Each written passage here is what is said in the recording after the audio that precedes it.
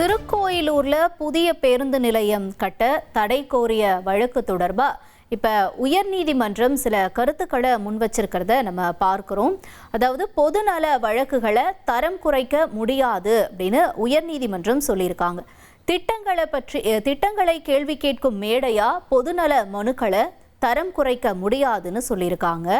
அதே மாதிரி பொதுநல வழக்குகள் அப்படிங்கிறது தரம் குறைச்சு பார்க்கக்கூடிய விஷயம் இல்லை அப்படிங்கிறதையும் இதில் சொல்லியிருக்காங்க. இது திருக்கோயிலினுடைய புதிய பேருந்து நிலையம் தொடர்பான வழக்கு. பொதுநல வழக்குகள் மூலமா வளர்ச்சி பணிகளை முடக்க முடியாது அப்படின்னும் உயர்நீதிமன்றம் சொல்லியிருக்கு. கள்ளக்குறிச்சி மாவட்டம் திருக்கோயிலூர் உலகளந்த பெருமாள் கோவில் பக்கத்துல புதிய பேருந்து நிலையம் கட்டுறதுக்கான தடை கோரிய வழக்குல தான் இந்த கருத்துக்களை உயர்நீதிமன்றம் சொல்லியிருக்கு. விவரத்தோட செய்தியாளர் சுரேஷ் இணைஞ்சிருக்காரு. சுரேஷ், உயர்நீதிமன்றம் என்ன சொல்லியிருக்காங்க? இந்த பொதுநல வழக்கு பற்றின முழு தகவல்கள் என்ன? வணக்கம். கள்ளக்குறிச்சி மாவட்டம் திருக்கோயிலூர்ல இருக்கக்கூடிய அந்த உலகளந்த பெருமாள் கோவில் பக்கத்துல ஒரு புதிய பேருந்து நிலையம் கட்டுறதுக்கான நடவடிக்கைகளை மேற்கொண்டுட்டு இருந்தாங்க. இதுக்கு தடை விதிக்கணும் அப்படின்ற கோரிக்கையோட சென்னை ஆழ்வார்பேட்டையை சேர்ந்த விஸ்வநாதன் அப்படிங்கிறவர் உயர்நீதிமன்றத்துல ஒரு பொதுநல வழக்கு தாக்கல் செஞ்சிருந்தார். அந்த மனுல என்ன சொல்லியிருக்காருன்னா, கட்டுமான பணிகள் நடைபெறக்கூடிய இந்த பகுதியிலிருந்து 400 மீட்டர் தூரத்துலதான் இன்னொரு பேருந்து நிலையம் ஏற்கனவே செயல்பட்டு இருக்குது. இப்படி இருக்கக்கூடிய சூழல்ல புதுசா ஒரு பேருந்து நிலையம் கட்டுறது அப்படிங்கிறது அரசுக்கு ஒரு தேவையற்ற செலவு அப்படின்னு சொல்லியிருக்காரு. அது மட்டும் இல்லாம அந்த கோவில் புராதன தொல்லியல் முக்கியத்துவம் வாய்ந்த கோயில். இது அந்த கோயில் பக்கத்துல இந்த பேருந்து நிலையத்தை கட்டுறதுங்கிறது தொல்லியல் முக்கியத்துவம் வாய்ந்த இடங்கள் பாதுகாப்பு சட்டத்துக்கு விரோதமானது.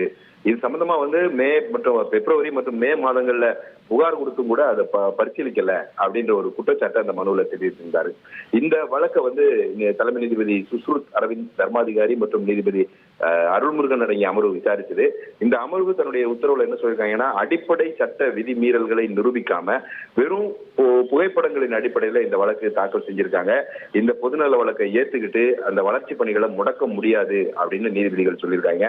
சட்ட விதிகளை சுட்டி காட்டாம திட்டங்கள் குறித்து இந்த மக்கள் கேள்வி எழுப்பக்கூடிய பொது மேடையாக இந்த பொதுநல வழக்குகளை தரம் குறைக்க முடியாது அப்படின்னு நீதிபதிகள் கருத்து தெரிவித்திருக்கிறார்கள்.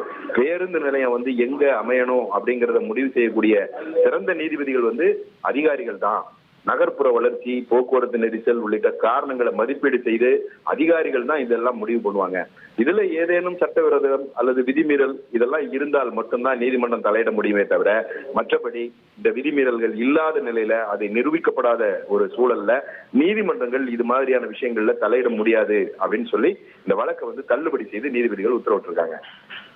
உங்களுடைய தகவல்களுக்கு நன்றி சுரேஷ். இனி செல்லும் இடமெல்லாம் செய்தி. தந்தி டிவியின் வாட்ஸ்அப் சேனலை ஃபாலோ பண்ணினா செல்ல இருக்கும் இடமெல்லாம் செய்தி. இதோ QR கோட் இப்பவே ஸ்கேன் பண்ணுங்க, ஃபாலோ பண்ணுங்க.